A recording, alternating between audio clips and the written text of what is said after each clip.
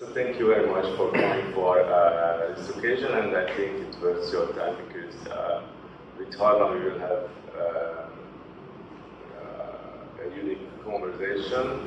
We asked Harlan to be a guest for this session, and it's kind of new format what we're doing because we usually we're doing on different events, either presentations or panel discussions, but we thought that for business breakfast, this kind of personal chats are more appropriate and more relaxed and not so long. So, there's like, you have other engagements, so you cannot stay for long panel discussions and so on. With Harlan, we are running the project, it depends who we count. I think almost 5 years or even 6 years. It started, so our cooperation started actually in Africa. in some sense that we had a request from an African bank, actually from Dark Congo.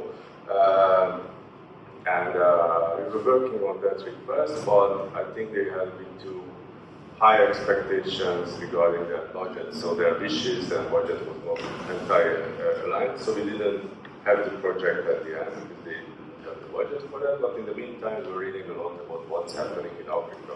So that already that time it was a booming market. And then we found, I don't know how, Harlan, or we found us, I don't know how, but he was, I think we asked some references from him, what kind of articles he was writing, and I think he wrote some articles about National Geographic or something like this, some tribes. So like, there was, I don't know, it was Indonesia or I don't remember.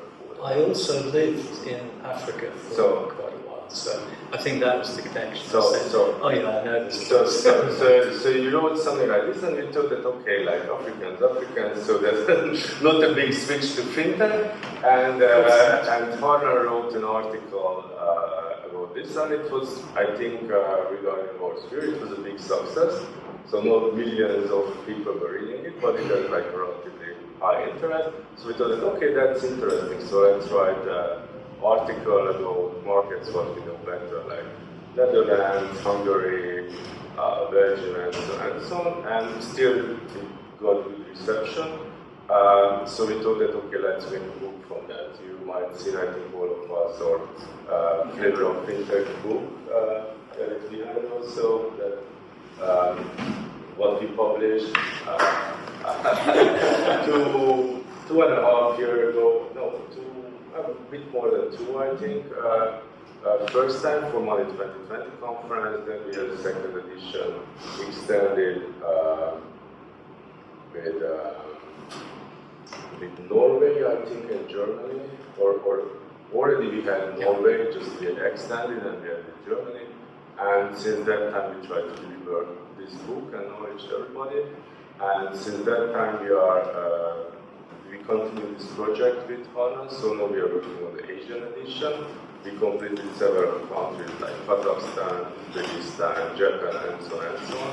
And even we have some unfinished interviews from Mexico, United States, and so on. Mostly like Mexico and US we faced like kind of approval issues. So Mexican banks, they were even tighter than European banks in the approval processes.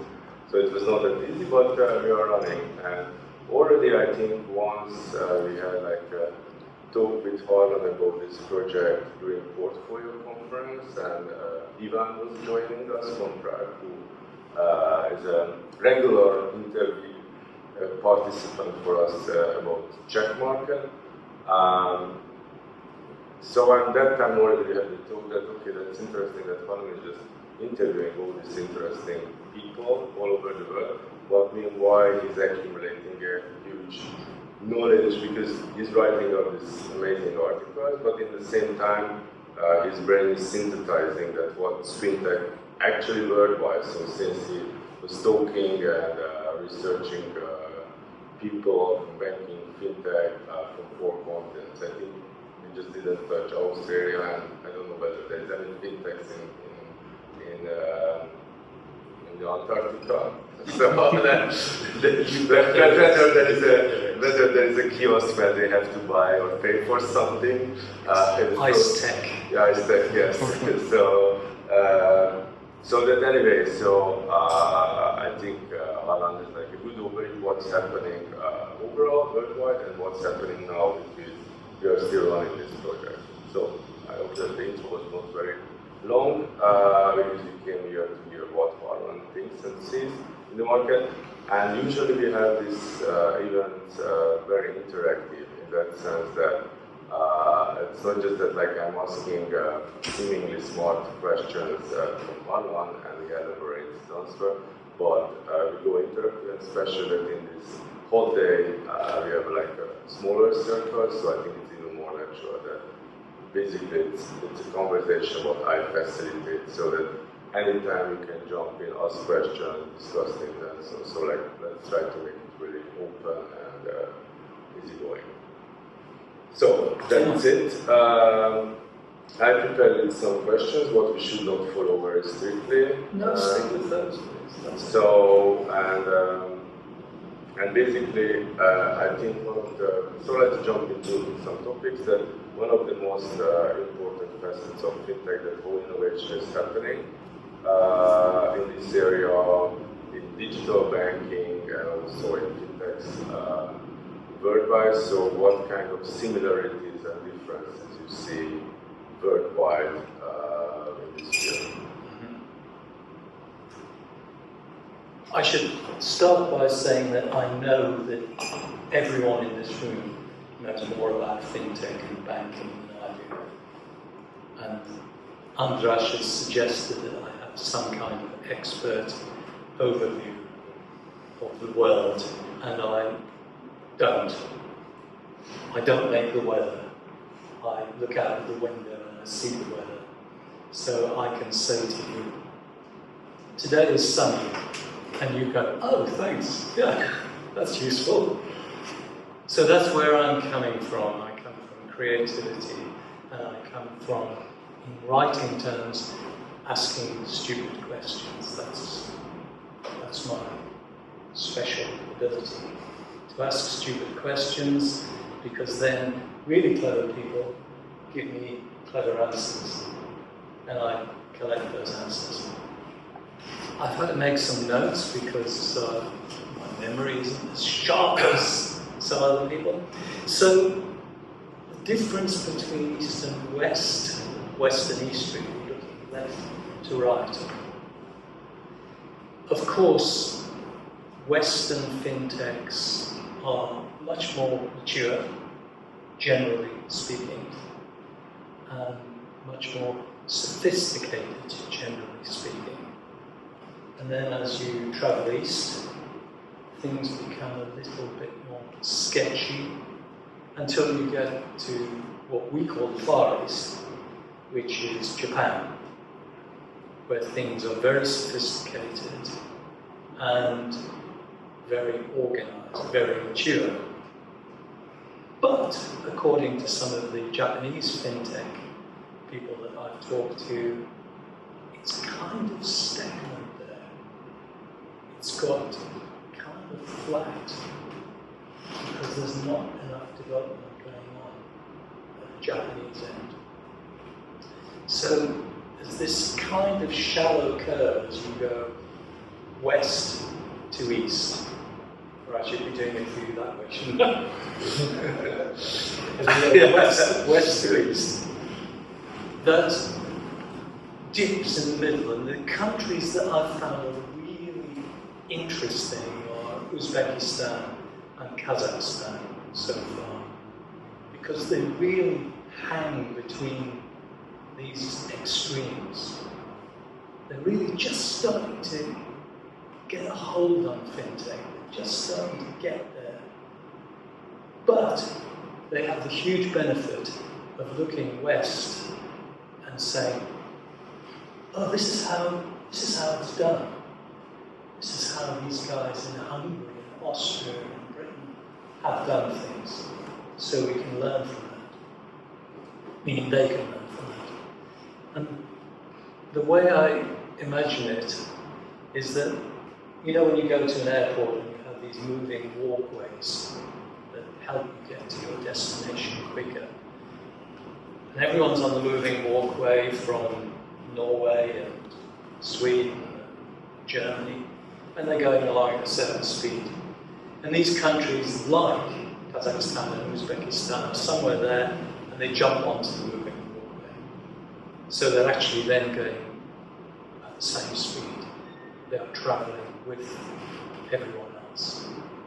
But they don't have this culture behind them, they don't have this learning behind them. So they have to reach out and get knowledge from other markets and other areas. The West has made mistakes, the East is learning from those mistakes. I think I would characterise it in very general, very broad terms as that. And the East has one huge advantage, is it's got cheap tech talent available. So, for example, Oman, I've been speaking to people in Oman recently, what's your tech talent like in Oman? And they go, we ain't got any. We don't need it because we just import Indian tech talent. India are the giants, and India are cheap.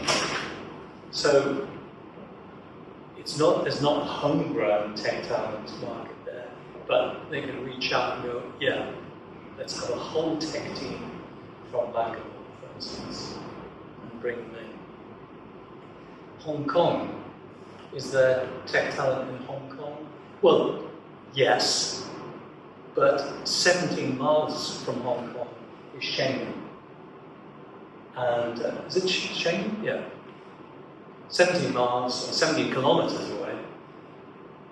All the tech talent in the whole of the People's Republic of China is there at half the price. So jump on a train if you need to meet someone, or just connect across. So that's this dip I would describe as being striking, the difference in the way Fintech is taking shape or has taken shape. Does anyone have any observations about that?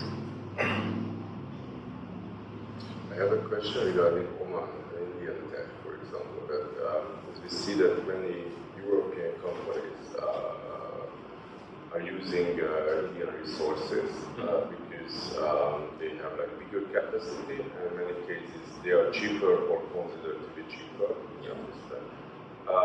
But they are really struggling in communication, culture-wise. Times of what I think is the smallest issue in this cooperation. So like many banks, for example, are switching in and off to use Indian tech because they get enthusiastic, then they get disappointed, but then they hire other companies who are expensive. So this kind of game is happening. And whether in Oman, for example, we were talking with people from Qatar as well, that it's easier in that respect that these countries are culturally much more connected to India. So like Oman had like very strong ties all over the coast actually. It was managing like kind of merchant empire some 100 years ago. So for them it might be that they don't have their own tech people, they can utilize in Fintech much easier India resources. Do you have this feeling or? Yeah, there is that cultural connection, and I do work in helping people communicate in English across different cultures. That's another thing that I do, and in the tech area. And one of the big problems is people say, yeah, we love our Indian colleagues, but we can't understand them because they speak so quickly. And they speak with such strong accents. Now that's a really simple thing. I mean, the tech is well done, but that simple communication between people can be really difficult. In some cultures, I mean, Hungary, for instance, I know Hungarian tech people who say, yeah, these guys really know what they're doing, but I can't understand what they're saying. Oman, They've got, I think the population is about 5 million in Oman.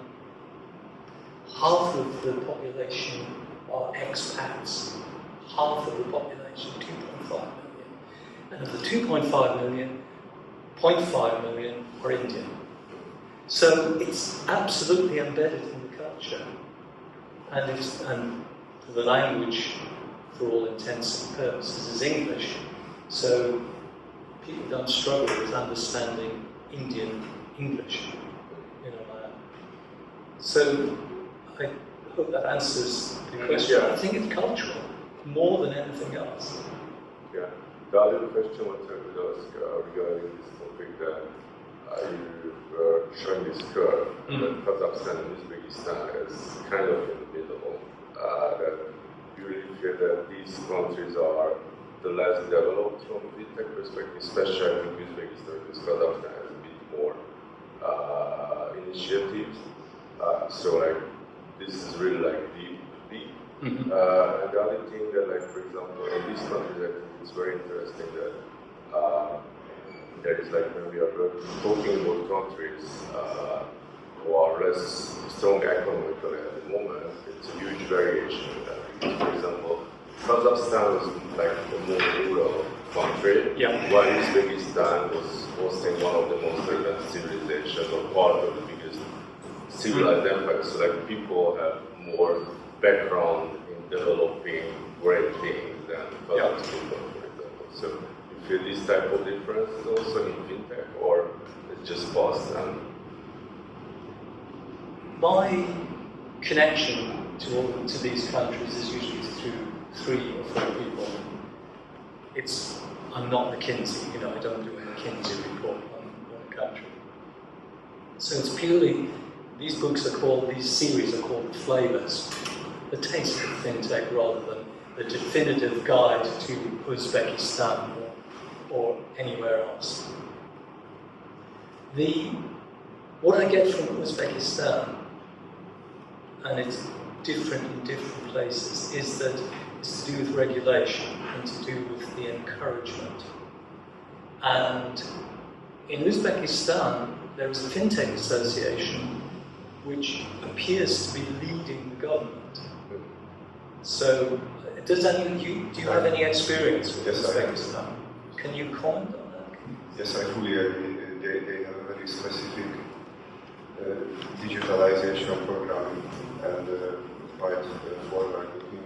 So it is not possible that it was the product only of the government, but even some private should influence the creation of it. Yeah. So thank you.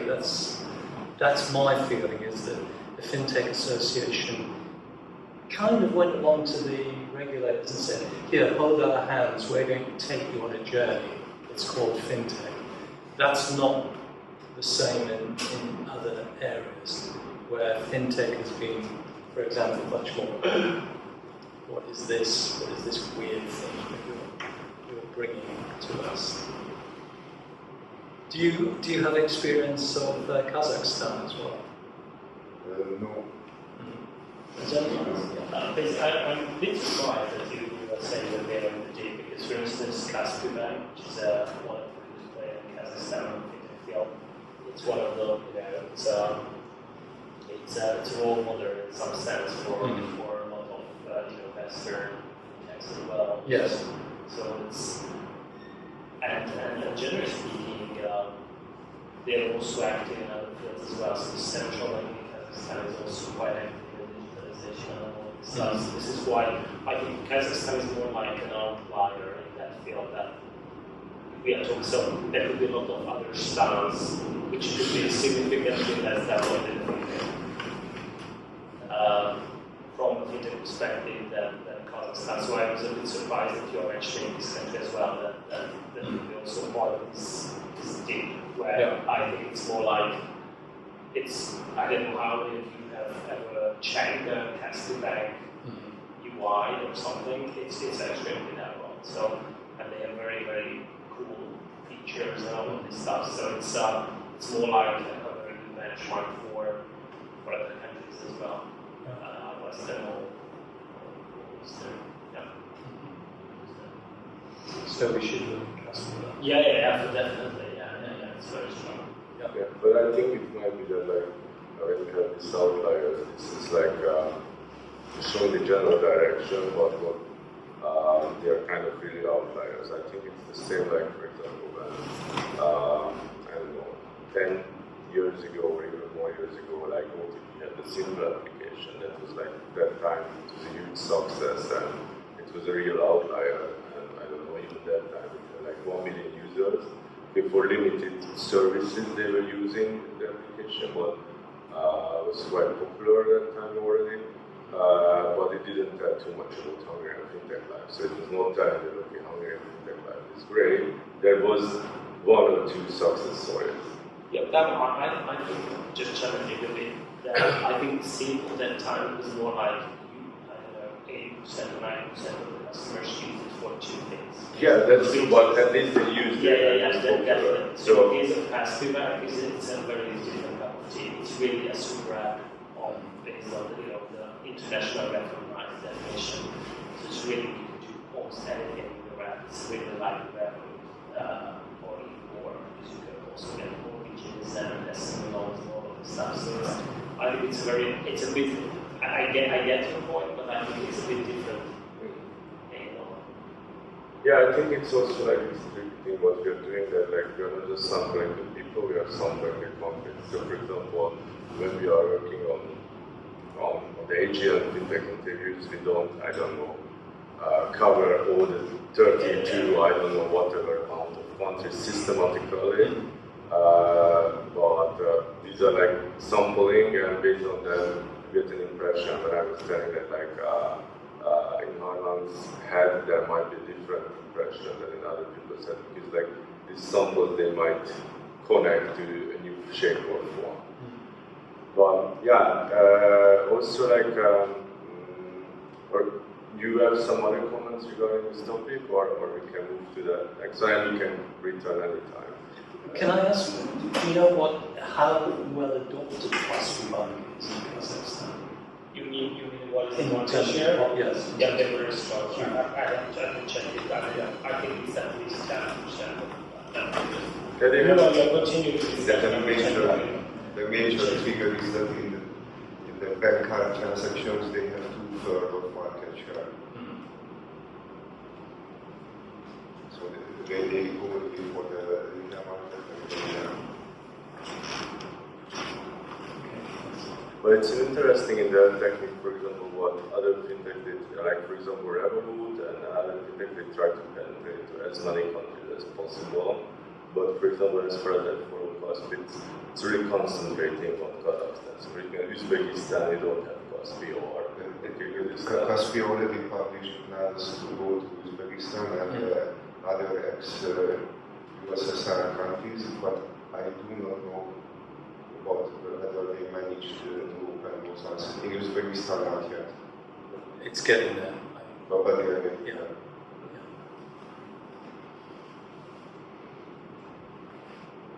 Okay, there was also like a topic that got you at. It's not a surprise that we want to talk a little bit about that. What you have seen during the interviews, that where UX has the greatest impact on banking and fintech success, and who is overall handled worldwide. So what was your impression during the interview? I think this is a trick question. And what I have heard and seen more and more when I ask people, so UX, UI, how important is it? And the answer is usually a facial gesture and a shrug. It's like, yeah. Sure, yeah. Of course it's important. How important? Yeah, kind of important. Which I know is not the answer that you wanted. No, I want honest answers, not the best answers for us. I play guitar, and around about 1950, there was 2 types of guitar, electric guitar made. Does anyone else play guitar? Yeah. So you know about Fenders and Gibsons, of course. There really hasn't been any change since then, gosh, has there? They're essentially the same thing. Different colours, slightly different things, but same thing. And if you want to open a door or a window, you kind of do this. And it's essentially the same thing.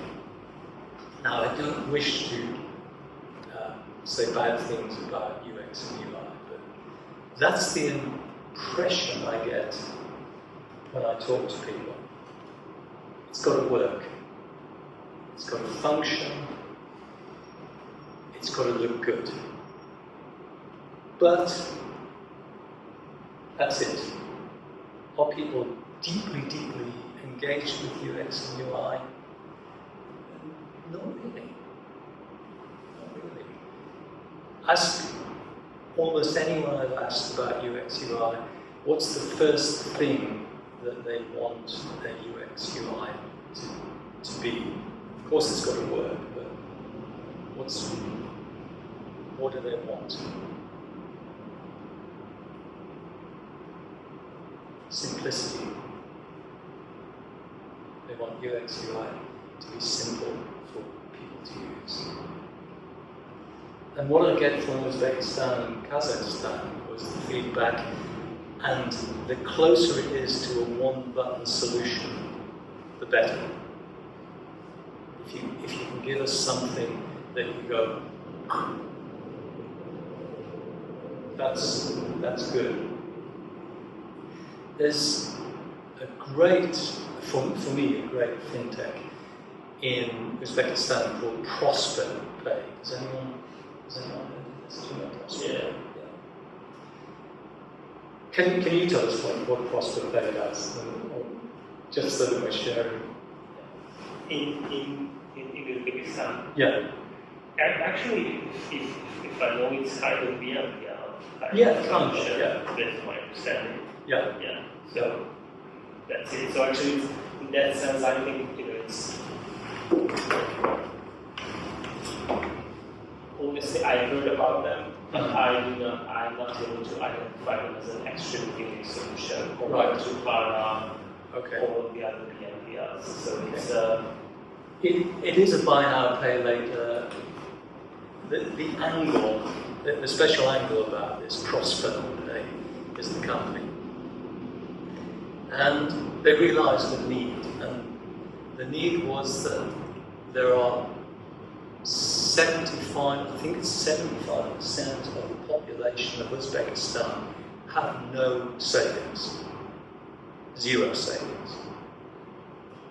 And a large proportion of the population work in manual labour in factories and agriculture, and they are paid a monthly wage.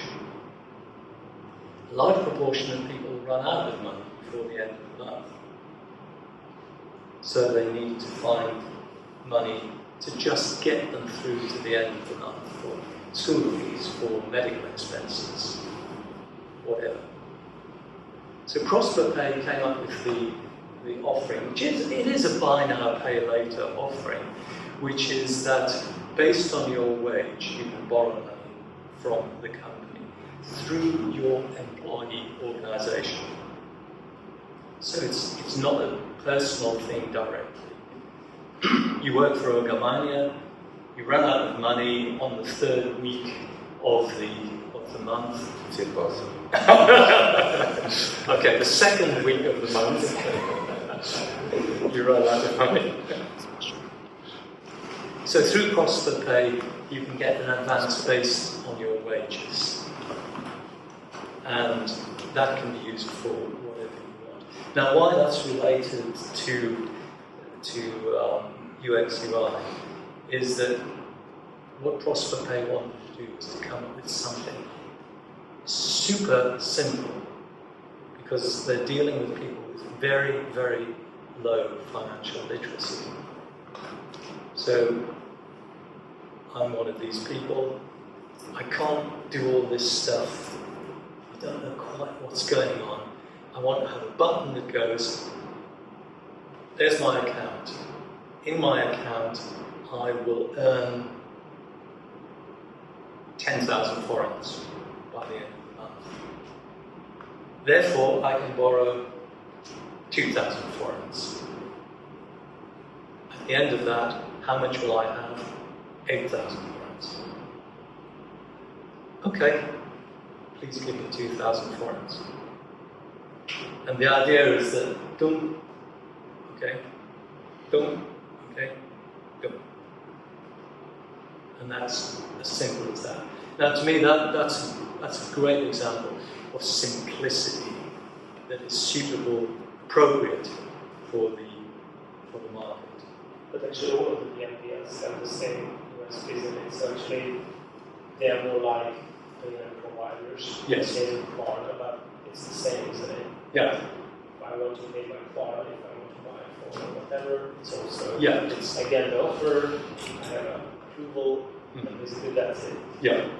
So it's why do you think the uniqueness or the. I think the interesting thing here is the insertion of the company that you work for into the flow. So it's not a personal thing, it's a contract with Ergomania, which employees of Ergomania can opt into. If I know it correctly, then it's basically this solution is driven by the fact that they do not have any reliable credit bureau or something like this, and this is why they choose that Yes. solution. Yes, yes, absolutely. And I've had examples of the fraud department, ProsperPay, were scratching their heads at some points when this scheme started to appear, because they would get a request for 200 forints. I'm putting it into Hungarian forints. And go, what is going on? Why? And it was because somebody was standing at a lunch counter buying lunch on BNPL. So for me, that I agree with you. It's a BNPL solution, and therefore it's a kind of a one-button solution. I find it very interesting that it puts into the flow how much you're earning, and how much of that earning is available, and how much of your earning is gone already.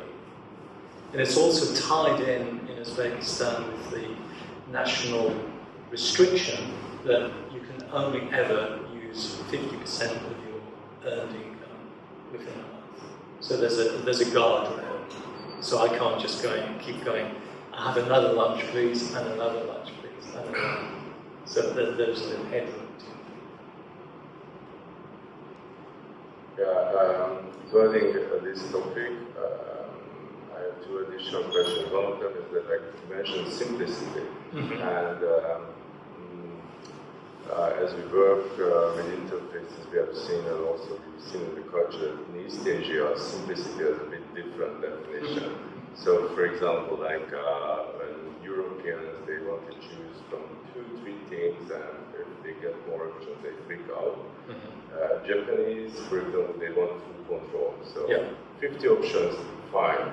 Do you hide anything? Show me now, then I decide.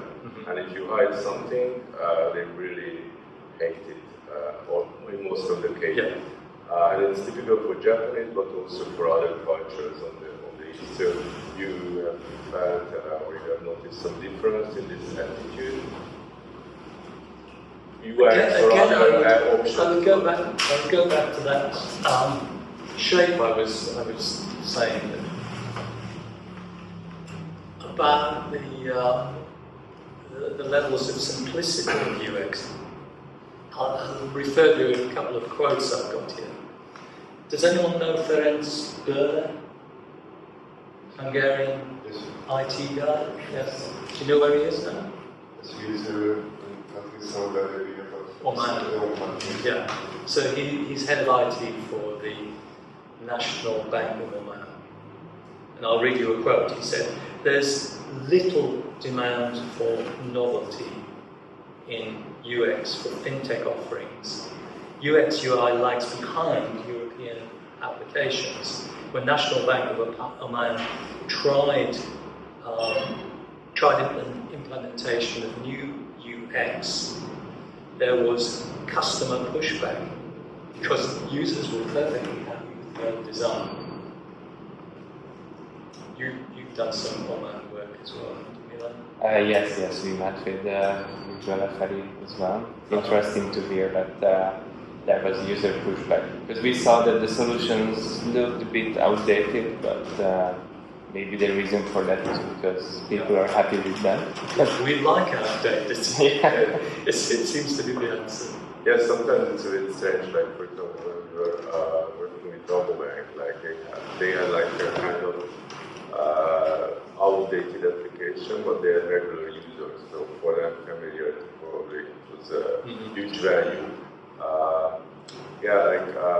Relating to UX, but also innovation, that many times when we are talking about Fintech, like people, they like to look at Scandinavia. You told me all of the countries, Denmark, Sweden, Norway, we left out Iceland, maybe, if it belongs there.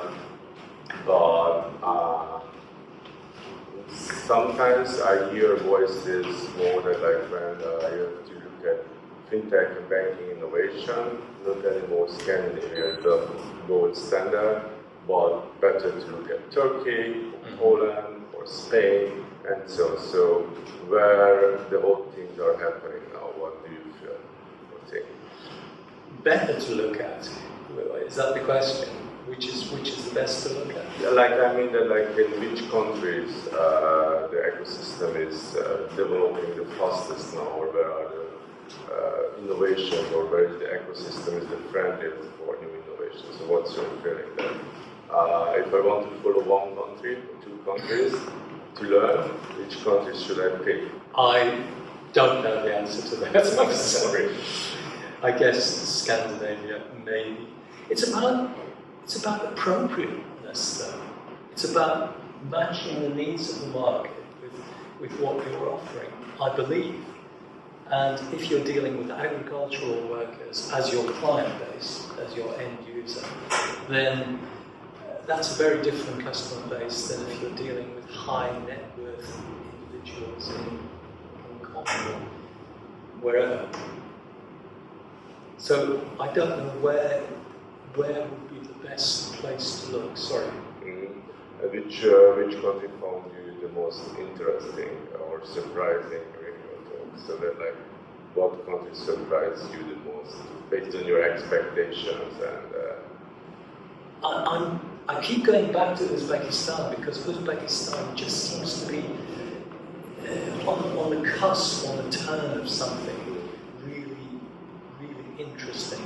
It has huge issues with demographics and changing demographics, meaning changing from a manual labour, agricultural, manufacturing society to something different. And it's got an enormous weight to carry, I'm told, in that so much of the accounting systems are Russian, communist-era Russian systems that are being replaced and dealt with. And that seems to me to be quite a challenge. So, which is possibly Uzbekistan, I find the most interesting at the moment to me. It also sounds a fantastic country. I've never thought of it, but it's got everything there. Have you been? No. Yeah, you can go into the desert, you can go skiing. Sounds beautiful. It's this old idea of the Silk Road, the route to the trading route that cut across from Europe to the Far East, goes through these countries, Tajikistan, Uzbekistan, Kazakhstan. It sounds fascinating, absolutely fascinating. I'll give you another quote. Just before we are moving on that, one question came to my mind. These solutions are always tailor-made for each country. So I think you definitely can pick a country because the northern countries are much more involved. They are mostly focusing on no cash payments and very innovative solutions, while Uzbekistan is concentrating on the poverty, for example. Yes. So it can be copied directly. And if you are looking at this solution, it can be applied to Hungary or the Nordics or anywhere else, because it really fits for that specific country, and it's true for the UX as well, because the UX is also tailor-made for the specific country. Have you seen any solutions in these countries that can be copied directly, or do you believe it can be copied directly to another country? Or these are really tailor-made, so we can learn, but we have to apply our own solution to Hungary, for example? It's regional, I think. Copy-paste is going to work within a particular region, but not really beyond that. I can give you an example of it not working, which is Hong Kong. So Alibaba and Alipay, the massive Chinese conglomerate, were being brought to Hong Kong. And the Hong Kong branch officers said, this is not going to work because the UX and UI is not to our style and not to our liking. You're going to have to change it. I've got a quote here. So if you don't change the Alipay interfaces, you might as well not bother with the Hong Kong market. So the Alipay and Alibaba interfaces changed, and success resulted in Hong Kong. So that was a very much this thing of pushback. You've got to do something about this because it ain't going to work in this market. And that was all about UX and UI, not the offering itself, of course. And also, I think the reference is matter. So it's what is the widespread solution on that market? One of my favorite examples is that for the QR code payment. China was an extremely cash-heavy country for hundreds of years, probably. Yeah. And I think it's in the 90s or the end of the 90s, they were, I think, all the transaction, 90% was cash. And due to the rise of the WeChat and Alipay, which is mentioned, QR code payments widespread, very popular.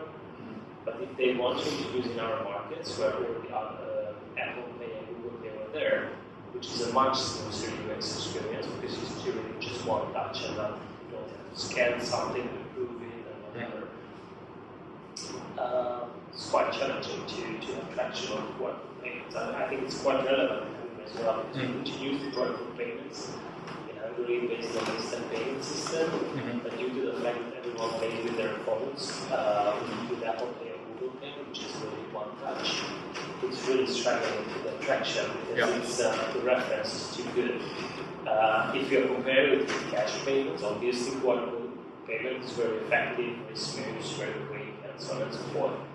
Compared with other alternatives, it's more complicated. But actually, this lead-through issue it could be quite funny. I remember that one of my ex-colleagues, they went to Mongolia, for instance, and I think it was 2022 or something like this.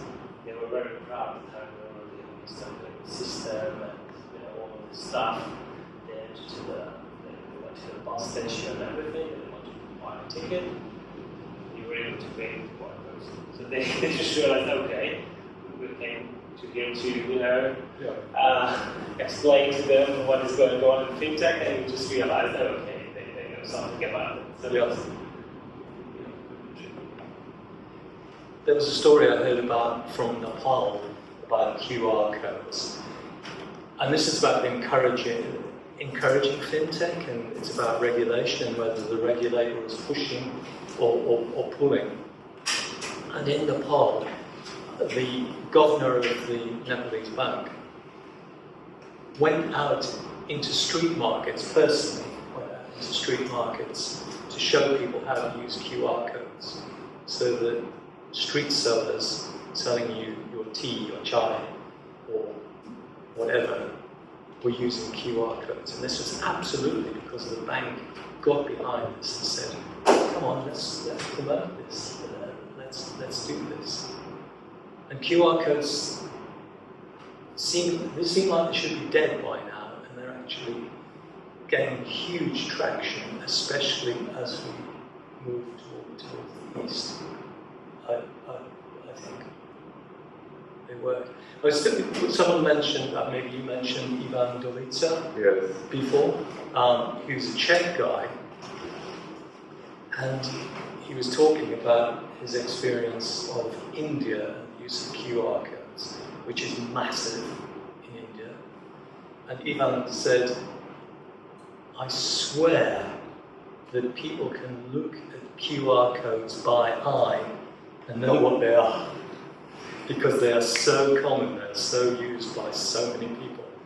Now, he was joking, of course, but he was saying, I think people can scan a QR code and know what it's telling them, because it's so common in such companies. Maybe the solution is that electricity is not reliable over there, and it will not be in the next 20 years. So that's why they cannot put all the bets on US-based payments. Mm-hmm. Yeah. It works. It's a solution that works. This is because of electricity supply, because of and. It's something that I thought QR codes were finished some years ago. No. They're happening. Nepal, asking about UX, UI there, I've got another quote. People use many different economies, many different social structures, and they have their own opinions about how UX, UI should work. I think that's a very Buddhist attitude towards UX, UI. So, whatever. Yeah. Can I, sorry, do you want to... No, just pick on. For me, two interesting things about UX UI came from individuals. One is a guy called Mike Rourke, who lives and works in Thailand. Anyone? No, Mike. I know films. And he was describing what he wants in UX UI and what his clients want. He works with high net worth individuals, where he's giving high-level financial advice. And he said, what high net worth individual wants to do is wake up in the morning and go and get a very quick overview of what their investments are doing. So kind of the one button, one touch overview. But then they get into the back of their limousine and go to wherever they're going, and they want to go deeper. So they want UX that takes them deeper without having to mess around. So he was describing a situation and a desire to have something which is, he describes it as layered, digging down into further layers. So now I want to get the market reports. Now I want to go to Bloomberg and so on. So going down from the same app. And another recent conversation I had with, you were on the call, in fact, with Tomasz from Czechia, which is not Fintech, but he was saying that his bank are looking at ways for the near future where if I go on the app for the bank, I can also get news. So I'll also get the latest news, like CNN ticker tape flash, that will be there with it. So all I want to know is what's my balance today. So I go on the app, but it also will tell me if I want to go down one layer or two layers, the latest news on Trump tariffs, or whatever is going on. So there's simplicity, which I would say is the overall feeling that I get about UX UI. But there's also this other thing about let's get deeper and deeper. Let's be able to dig down and get more things. And then we mentioned Japan, and Japan just seems to be such a specialist market for UX UI, where I find it slightly confusing about what's on offer in Japan. You can get anime on your financial apps, for example. Yeah. Okay, I think slowly we are gravitating towards the end of our time. Then we move to freestyle so that like anybody can continue conversating. I will touch two topics before we forget that first thing that that you would highlight whatever you find important to say about this journey. Mm-hmm. Then I will talk a little bit about that. So we were highlighting that you look at the sun and you see that it's a sunny day. Yeah. Then maybe you have something to say about what will happen tomorrow. Should we expect summer sunny days? I think it will be sunny tomorrow. Yes. So these topics I will touch first. Please go into remarks and thoughts what you find important to highlight, because it would be. I try to direct the conversation with some questions, but I think it's important that what you yourself find important. Interesting to me the way mobile is just going, and India being the example, 1.9 billion mobile users in India. It's probably 2 billion now, or 2.1 billion. It's taking off. Why is it taking off like that? Of course, there are all kinds of factors about infrastructure, like you just mentioned. Is the electricity supply going to work? It also helps if the government gives away either free telephones, or if you want to buy one, €3 per telephone. And that makes an enormous difference to how the market develops and how it takes off. So I think there's that kind of encouragement that is interesting.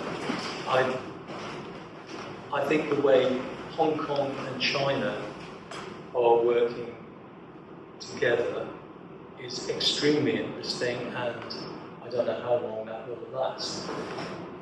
By this I mean, has everyone heard of the one country, two systems idea? One country being China, two systems being Hong Kong and being China. China, it's illegal to deal in cryptocurrency of any sort. I believe I'm correct in saying that. Hong Kong, yeah, bring it on. But it's the same country in principle, but as the name suggests, two systems. All the financial brains, most of the financial brains are in Hong Kong. Most of the tech brains are in China. And as I mentioned earlier, there can be, it's as little as 17 kilometers difference between those two countries. Between these, Hong Kong is, it's called a special economic area, yeah? Is that right, Marge? Kind of? I guess, yeah. Special something area. Yeah. So it's not a country, of course, it's part of China. But so I believe those trends or those things are interesting. Super apps are huge. Is everyone aware of this book? This is the house book. It's a house book. Yes. Everyone reads this? Step by step. Yeah. Really? Look into that. It's a pretty good guide to the super apps, which are almost all from the East. So people seem to love super apps in the East, regulators seem to hate super apps in the West. Is that a fair summary? Because super apps have got all kinds of scary issues about potential fraud, for example.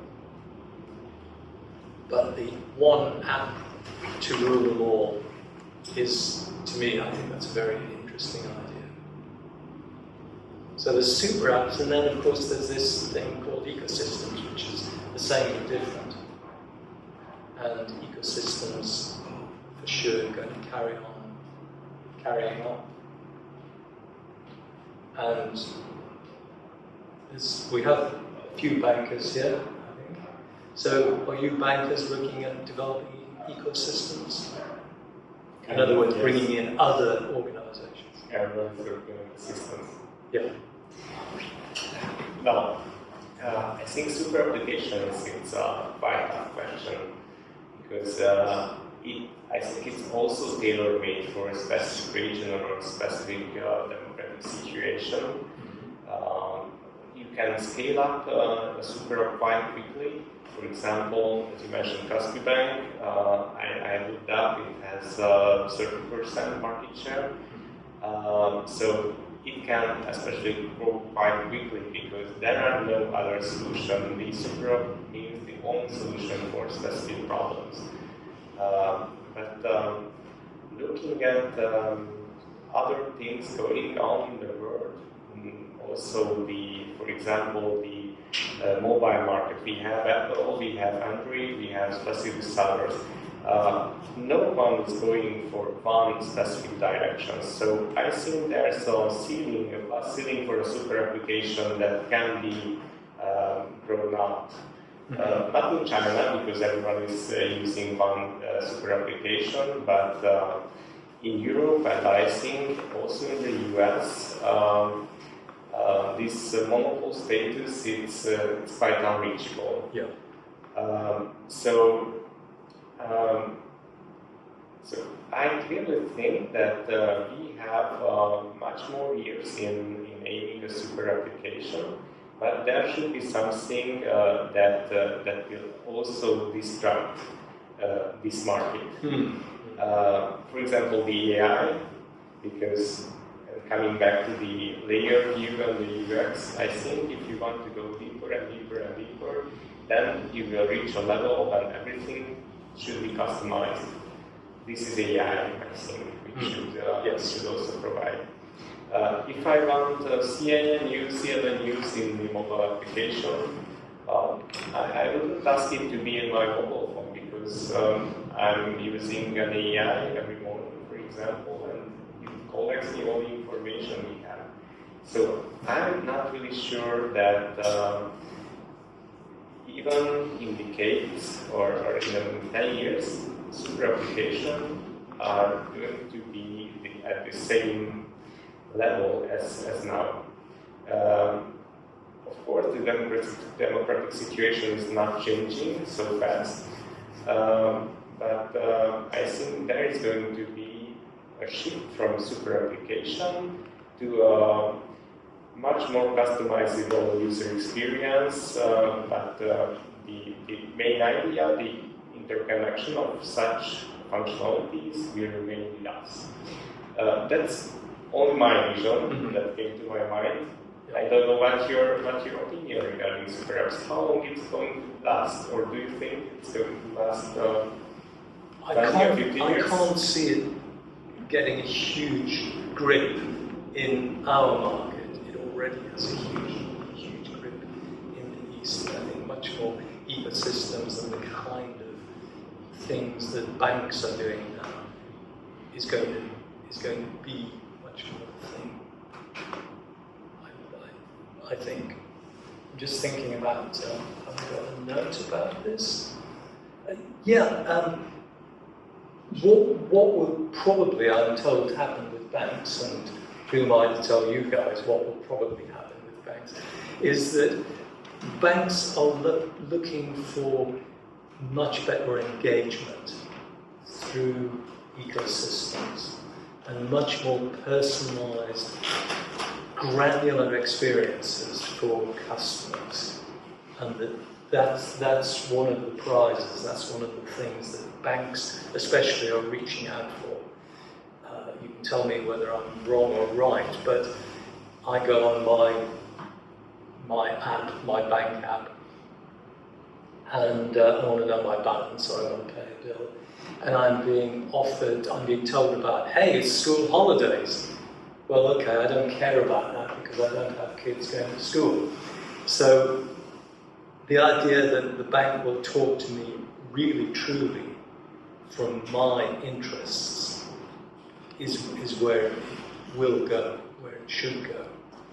I was told that I was speaking to a guy the other day, and he said, I just got a mortgage. I went to a specific bank to get a specific mortgage. I signed on, got my mortgage, great. And then 2 days later, I'm getting messages from the bank saying, hey, would you like a mortgage? He's already got one. So that is not a specific, not a targeted piece of personalised messaging. It's a one-size-fits-all messaging. I agree that banks can go on with the idea of bringing their offers to the clients much louder than the competitors. Right. However, this is going to be a huge noise. So the banks can't affect the competitors, so you can't volume down on the others.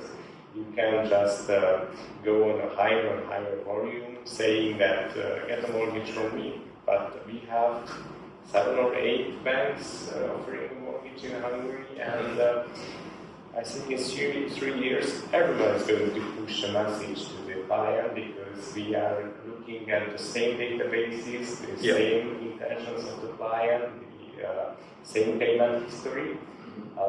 These solutions are going to be cheaper and cheaper day by day to look all these databases. So when 8 banks are going to ask the client to get a mortgage, then the situation is going to be leveled. So isn't this where AI has the real edge, when AI starts being used in a really targeted way? It actually can lead, I think, a client throughout all these masks, and the proper AI can help them.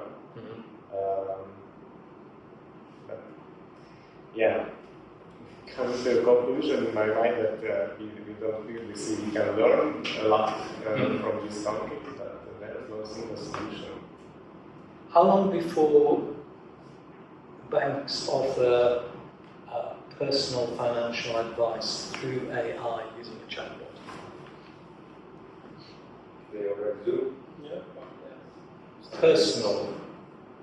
I'm not sure how personalized it is, but yes, it is personal to some degree.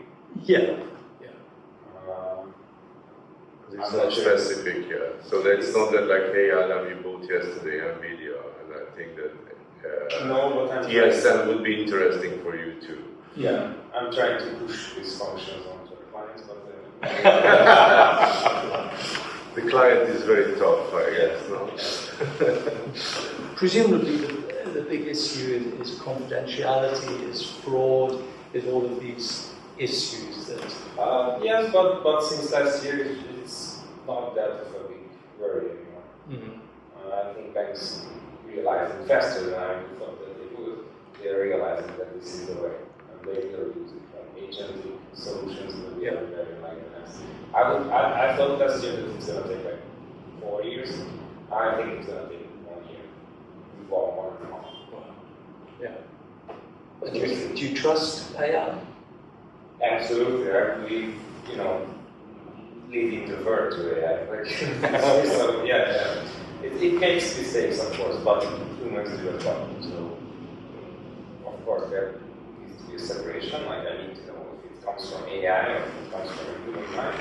But it's useful, so and it's not going away. So we might as well learn how to use it. Yeah, agreed on that. I've had 2 interesting experiences with AI recently, where these articles that I write, we send to the interviewee and say, is this correct? Can you just check this article? Can you change anything that needs changing. And in 2 instances, rather than checking the article, they've just fed it into ChatGPT and sent back the article saying, here's the AI version of it. So please use that, which I pushed back against. Not least because the facts change. And there was an Oman article that I wrote, which I very neutrally commented on the fact that there is a program called Oman Vision 2040, which is going ahead. You know about this? Oman Vision 2040, which was started by the government under the guidance of the Sultan, so-called guidance of the Sultan.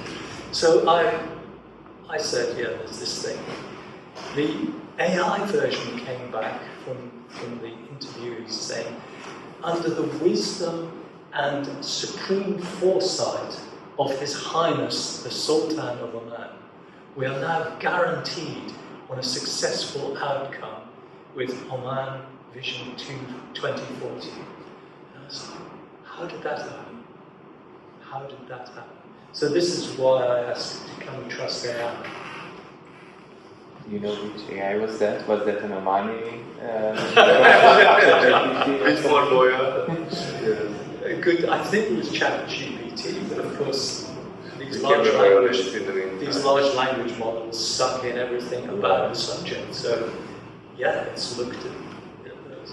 But yeah. Regarding AI, for example, that there was some time between the European and Asian interviews, so it makes it a bit harder to compare. But do you use any practical or attitudinal differences to use AI? So Europeans are more cautious and skeptical, or Asians are more adventurous and experimental.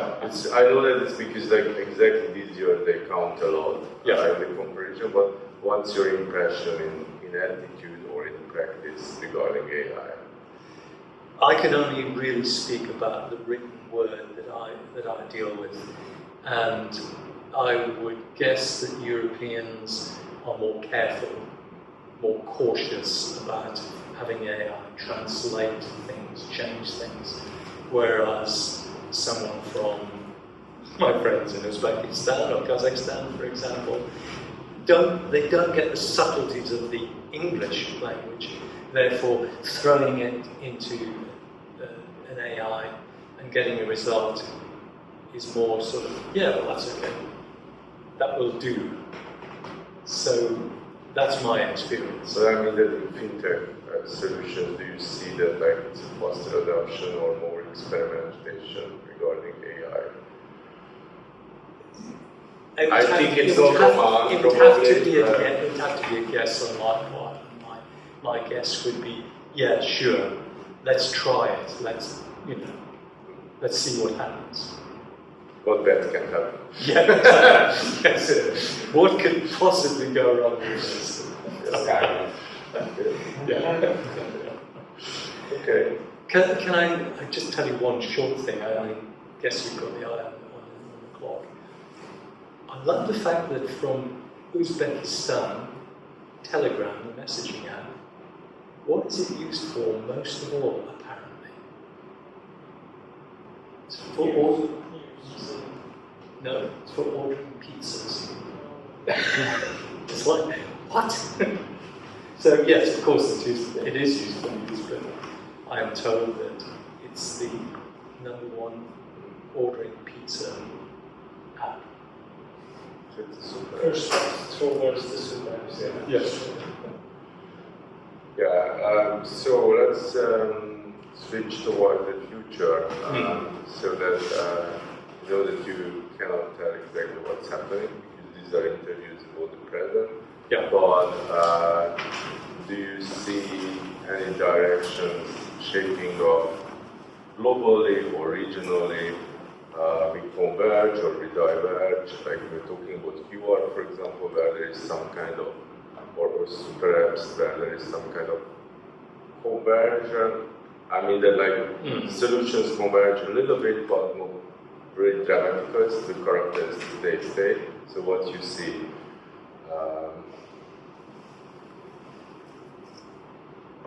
Crypto stablecoin is still a bit shady, a bit suspicious. I am told, and I'm only repeating what I'm told, crypto and stablecoin will become the thing, big and reliable and well used. Can anyone comment on that? For me, it was surprising that, like for example, when we first started to be active in Asia 2-3 years ago, like no crypto again a hot topic in Europe and especially in the US, thanks to Trump. Well, on one side, but like we were quite much surprised that we went to a Fintech conference, but more like a banking conference, a kind of more traditional, old-fashioned, and it was all about Web3 and stable coins and crypto and so on. So like when you told that in Europe that this crypto shop is already closed and just they forget to take away the equipment, in Japan or in East Asia or in Hong Kong, they say that no, this is the big thing, they are just stupid, they are sleeping. So for example, for me it was quite surprising that how differently it was handled. And it's still differently handled. So like every year when we return to Japan, we see that like those shining eyes when you say the word Web3 or stable coins. Yeah. Okay. I don't know. I'm told the crypto and stablecoin will get much more real. So you hear the same stories from Asia. Yes. Yeah. And do you see any difference between when you talk with banking or fintech people, or you see the same enthusiasm at all levels? I don't think it's necessarily enthusiasm. I don't see enthusiasm from bankers. I'm looking around the room. Are you enthusiastic about crypto and stablecoin? I think it's so speaking about cryptos, especially in the case of Asia, one of the biggest countries in Asia that allowed to have cryptos. It's it's a tricky thing. Yeah. So they want. Yeah. They're not actually that's for sure. In the case of I see more like an evolution in that regard. That if you're looking back, I don't know, 10 years or even more in the crypto world, then you can see the same patterns in this Wild West market, what you experienced in the last 150 years in the banking. And it's just, the same mistakes, frauds, lack of deposit insurance, lack of regulation, money laundering, all of this stuff. It was the same as happened in the banking system 100 years ago. It's just the same evolution, of course, on a quite bigger pace. And now it's currently is the situation where this whole thing is arriving in the regulated world. With the MiCA in Europe, with the Crypto Acts in the US, I think now it will become more serious, definitely. The biggest question is that whether this is really something which could have a real unique selling point, or it's more like a technology. I personally more believe in the technology in that field than the cryptos themselves. For instance, I'm quite sure that how we are trading currently is a quite obsolete way in the capital markets, and there is a solution for that with the organization. So with that, we have all this in mind to happen in the next 10, 20 years, that we will form all capital markets will fall into some kind of organized environment. But the cryptos themselves, I think, it will be a big question whether it could have a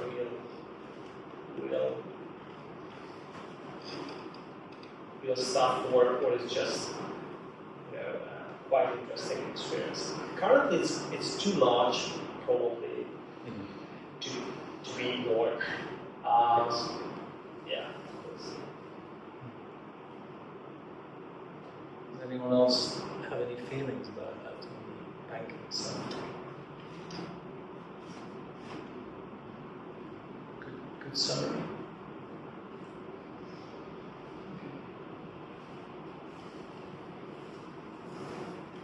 What was the question? The question is where we are heading to, and you were highlighting that crypto or blockchain or stablecoins, which are investments we are looking at. It's a big thing. I think this thing about personalization and granularization is a really strong way forward.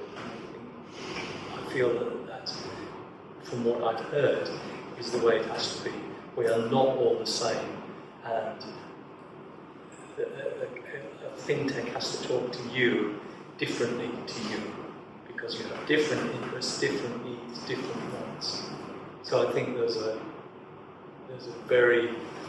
very strong move, and that's where AI gets very much brought into the picture.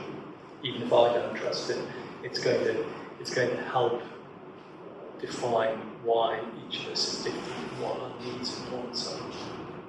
And there's a spoiler from the book. If you find some solution but already does it very well, or it's highlighted or mentioned during the pay, there is an application in Indonesia. I've heard precisely the opposite, that no one has got there yet.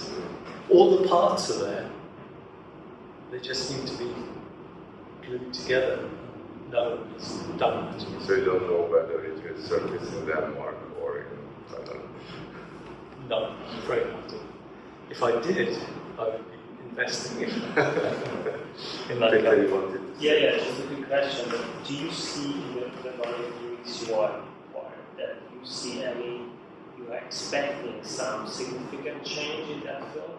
Or is it the same situation that you mentioned in the beginning, that it's like door, that it's basically the same for centuries, and that will be the same for financial mobile application for the next, 10 years?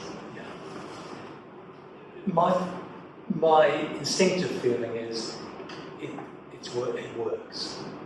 It's there, it works. If I could see a way forward, a different way forward, then it's a door.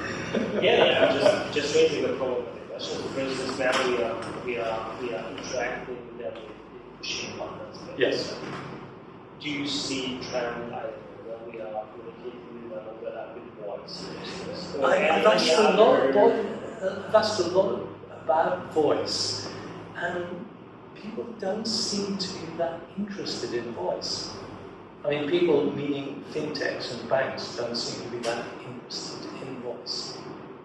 Yeah, it's there, it kind of works, but it's open to ambiguity, to difficulties.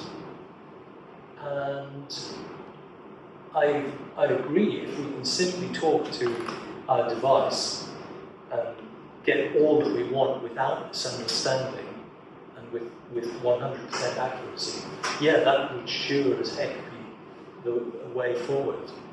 But I don't think it's going to happen.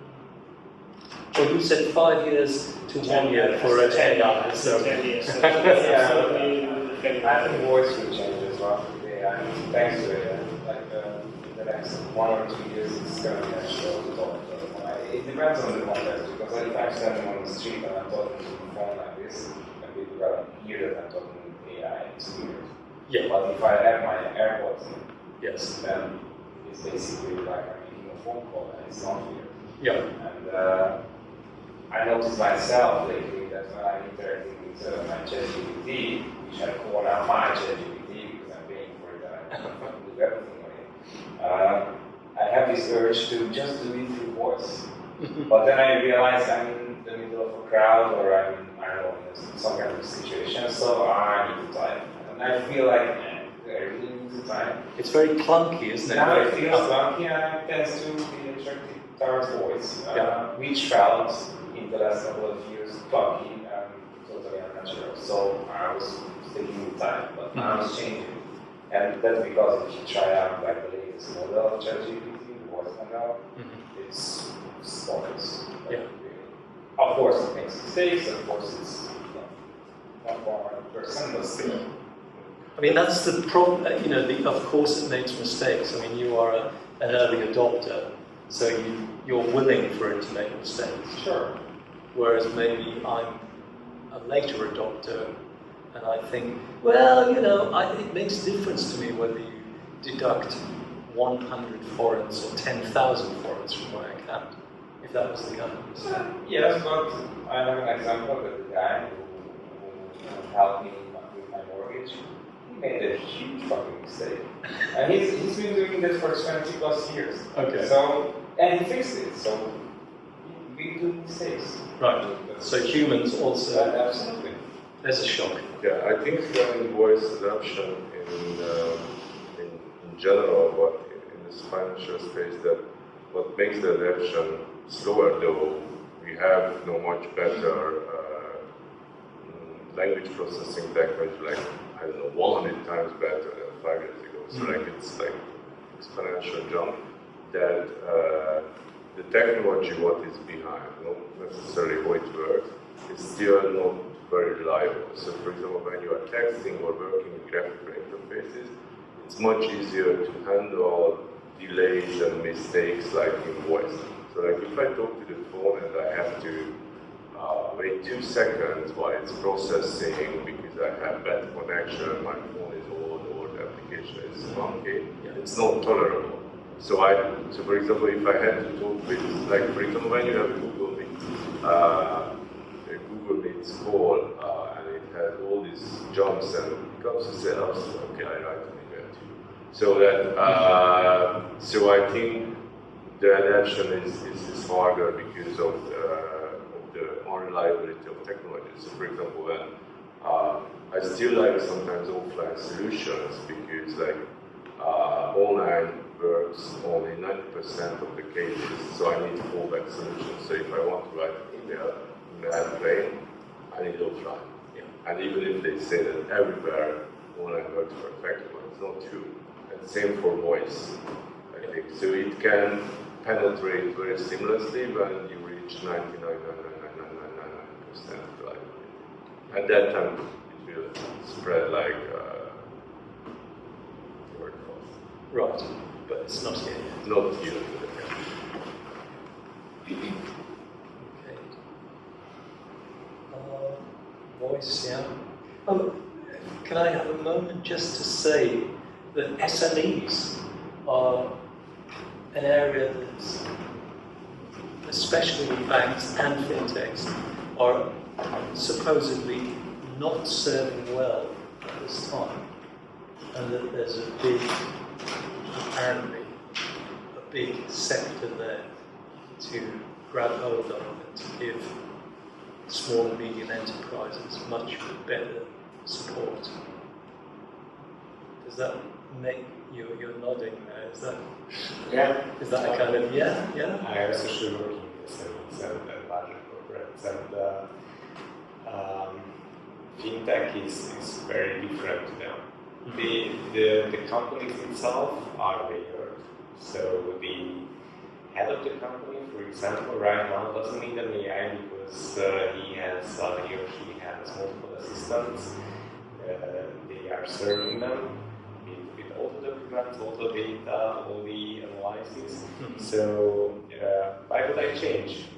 I have everything at my hand. I have the papers at my desk. I don't need any applications. They don't really use the desktop itself, so they don't sit down to the computer to set up a payment. So it's even a huge change to them if they need the mobile applications to approve the payments. Because they just go in the office, look for the secretary and ask she or he to please get those payments and I will pick it right here. So it's a huge mindset change. Of course, the company is a bunch of individuals as well, and if they are going to change on an individual level and they are going to use AI or just a simple mobile application for the retail as well on a daily basis, this is going to change, but it's much slower. And we have a huge space here to expand. And on the other hand, all the investments for the SME fintechs looks the money is thrown in a big black hole because we don't see instant return on that, because it's not just like the retail that if you go out with a solution, the usage is climbing and climbing and climbing. For the SMEs, you have to go with them. Yeah. That's the difference. And I see that European places here. And that's what I'm hearing, but and possibly why the uptake so far is less than you might wish is because the solutions required are different. So this SME wants 10 solutions, and this SME wants 10 different solutions. So there's a whole bag of solutions that has to be offered. And this individual and that SME needs a different function. So even the individuals and these companies, they are wanting different things. Yeah. But as a market segment, it's big. The potential of it is big. Yeah, you have to select the right segments, just like in the retail. If you can find a specific segment for a specific solution, it can be successful. Mm-hmm. Yeah. Yeah. Have we covered the question? I think we covered a lot. Of course, there are always more and more. So if you don't have anything important to highlight more, I would move on to the informal part of the conversation. If you want to highlight something more, I'm happy to hear, and I can get the others also. Well, to go back to my earlier remark, what I can tell you is it's sunny. That's kind of it, folks, and I really appreciate your time and your input, and the fact that I'm speaking as a collector of information, not as the information. But when our publication comes out in... Yeah, we plan to publish something like October, I think, for the Hong Kong Fintech Week and the Singapore Fintech Week. We will see how many countries we can cover. Right, yeah. But so probably the Asia book will have 2 editions, so probably we'll have a smaller edition covering what we already covered. Then we can extend it's next year. We did the same with the European book as well. And if the Asian book has a good reception, maybe we move to Africa next time. Wow, okay, cool. Actually, I will just mention... Move back, actually. I just mentioned two other things quite quickly, if I can remember them. One is talking about UX UI. I was thinking the other day, I'm an artist, I work in creative work, and I was thinking, well, there's golf tech, there's insure tech, there's reg tech, there's everything tech. Why isn't there art tech? And I thought, well, maybe there is art tech. So I went and did a search for art tech, and I found the most hideous, awful bit of UX UI that I think I've ever seen for an organization called Art Tech. I can't find the reference to it, in Vietnam. And if you want to get a migraine headache, go to Art Tech in Vietnam. It's moving images which flash across the screen, because apparently we artists like colour. Is that right, Andros? Sometimes, yes. And when you try and use the cursor, this is great, everyone's having a look. When you try and use the cursor, it leaves a trail of coloured dots, so you can't actually just move to something. It goes, and then the dots fade away, and you go, where am I? Where did that go? So That's for me an Sounds example. fun. But actually, art tech should be something that is disrupting normal art. It certainly is disrupting my brain. So maybe the art. And the other thing I'll mention very quickly is you're talking about fintech conferences and meetups. And quite a few people have spoken to, I said, what do you do go to fintech conferences and meetups, and what do you learn there? And I'm sorry to say that quite a few people have said, what do I learn there? Nothing. I go to sell. That's why I go to fintech meetups and conferences, to get my product, my service, my bank, my offering out there. And I think this is different because I think 5 years ago, people went to meetings because there was a guru. Can you tell them something that they didn't know? Those are my two. So maybe this book is good from now on. So they should not go to conferences, but read your book. I don't know. I think I proved that I don't do depth. Okay, so I think let's close this formal part of the conversation. Of course, if you want to chit chat and mingle, we are still here, so we are happy to host you further. And thank you very much for your attention, and we continue in September